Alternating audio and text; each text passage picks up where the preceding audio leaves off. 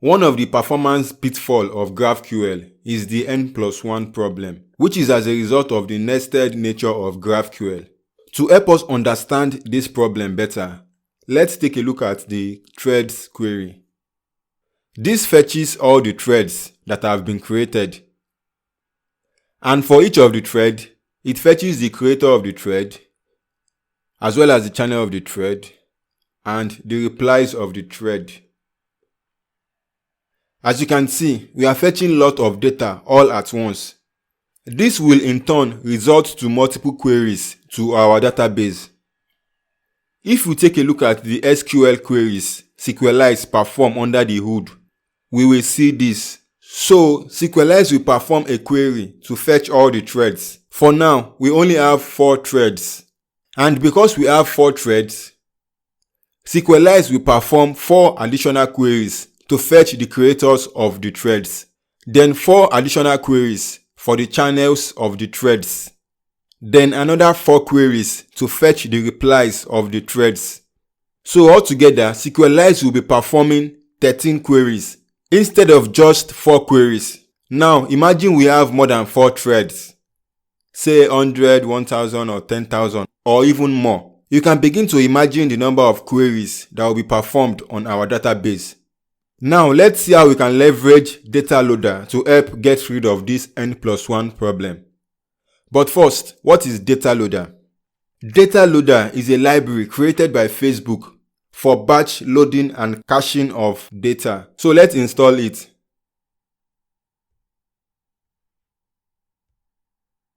npm install dataloader.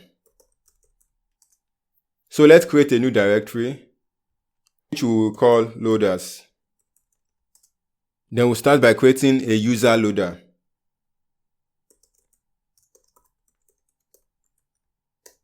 First, let's pull in dataloader.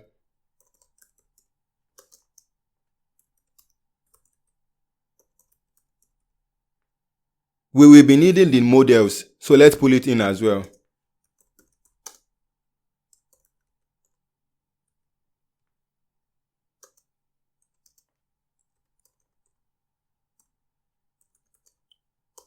Next, we can create a new instance of dataloader.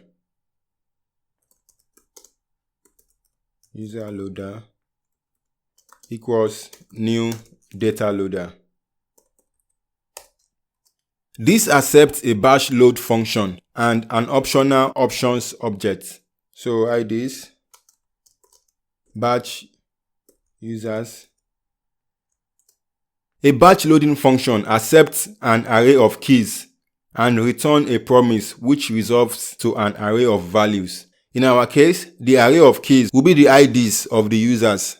So IDs, they will pass another parameter which will be the models. Next, let's create the batch function.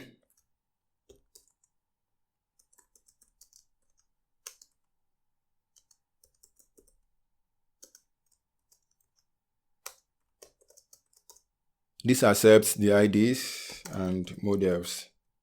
So let's fetch the users.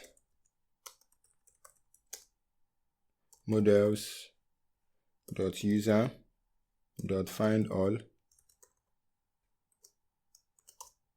where the user ID is in the array of IDs. So models.sequelize.up.in, then the IDs. We can't just return the users like this, because batch loading function have 2 constraints which must be upheld.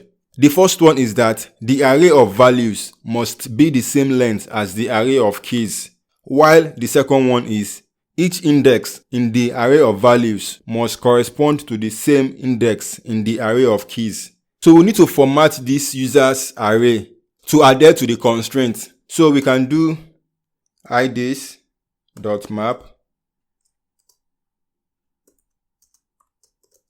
then users.find,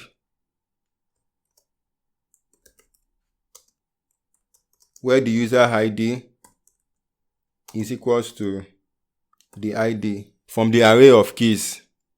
Let's not forget to export the user loader.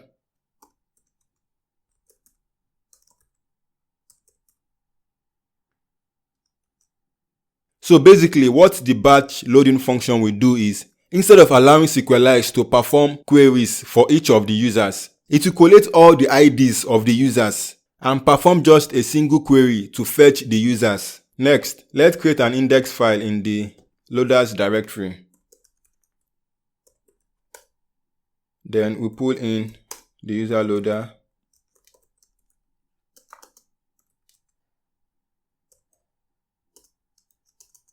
Then we'll export it.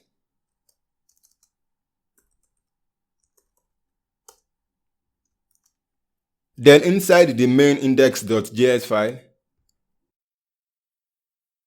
we'll import the user loader.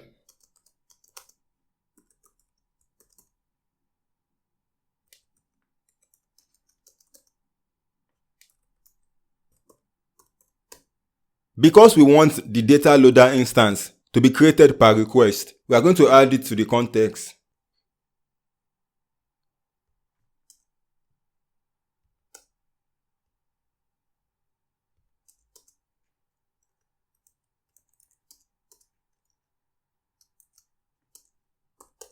So we create a loaders object, then a user object, which will point to the user loader. Now we can make use of the user loader in our resolver.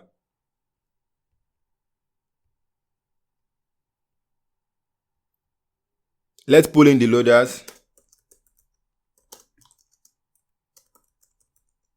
Then we can make use of it. Loaders.user.load. This accepts a key value to load, which will be the user ID in this case. So thread.user ID. Let's close this and bring this up. Then let's rerun this query. User loader is not a function.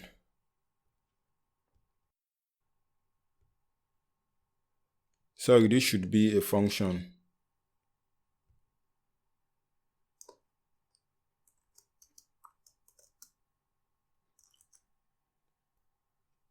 Let's retry this.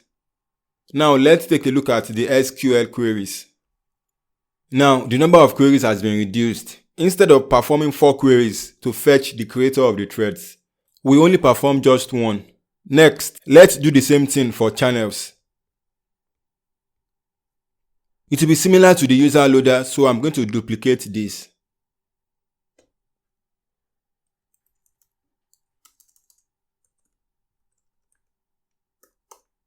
This will be batch channels.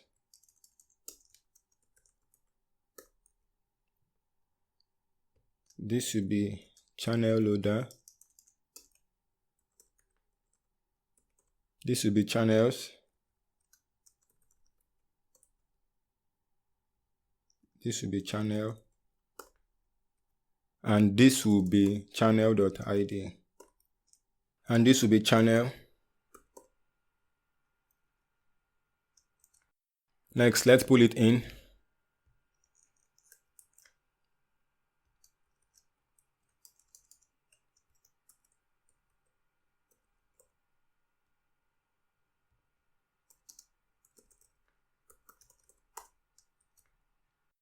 And here as well.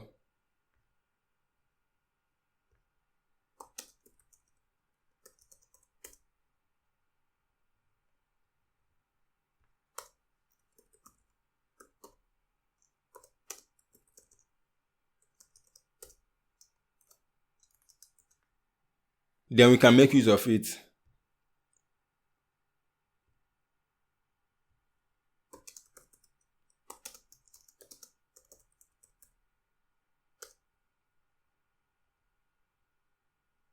Then loaders.channel.load. Then the channel ID, that is thread.channel ID. Now let's retry this query. Now we are only performing just one query to fetch the channels of the threads. Lastly, let's do the same thing for the replies. Loader for replies will be slightly different from that of user loader and channel loader. But to save us some typing, I'm going to duplicate this.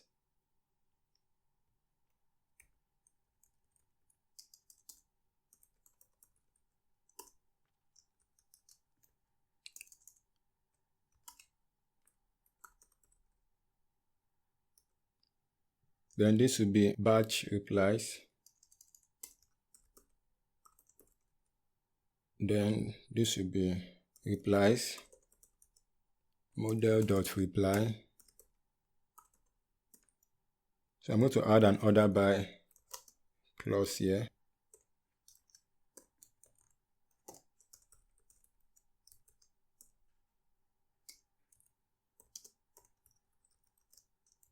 Because some threads might not have replies, and if you remember the first constraint we talked about earlier, that the array of values must be the same length as the array of keys.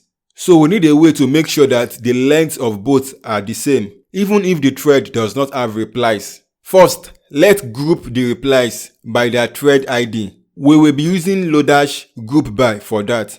So let's install it.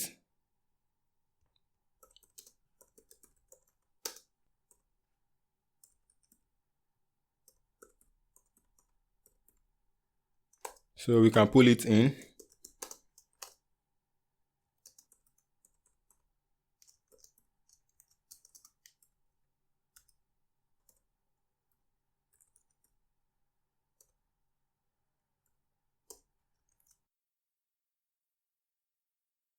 Say group by thread ID.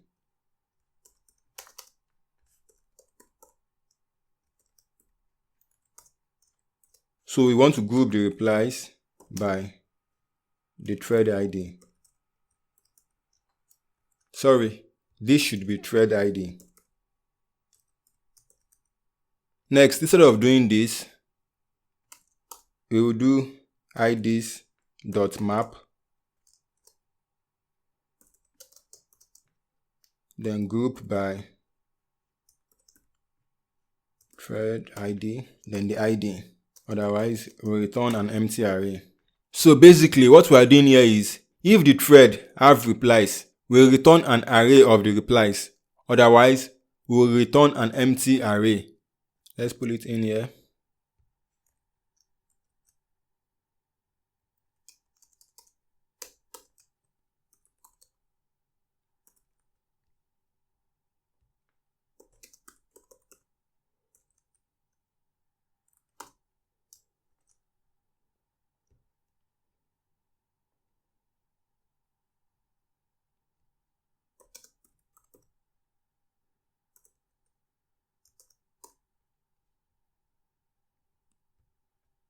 Replies, then replies loader.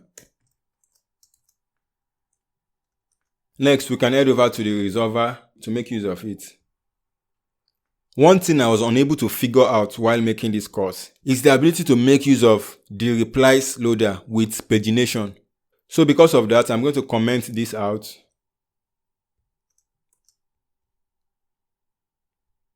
And pull in the loaders.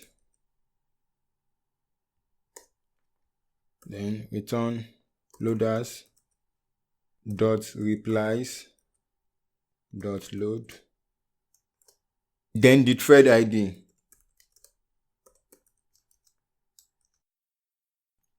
Because we have commented out the pagination implementation, we need to update our schema as well.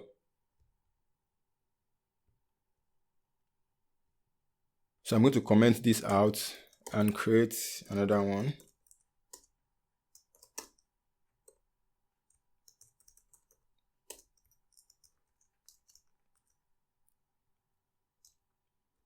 Now let's rerun the query. First, let's comment this out.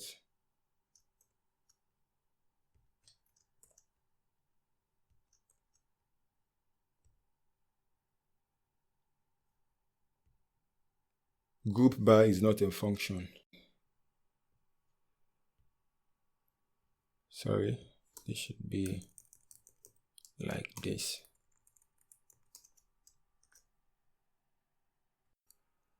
Retry.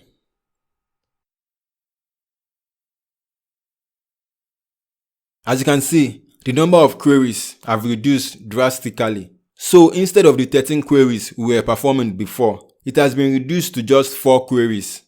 Through the help of dataloader, as we wrap this course up, I'm going to give you an assignment. And the assignment will be for you to create loaders for both favorites and reply.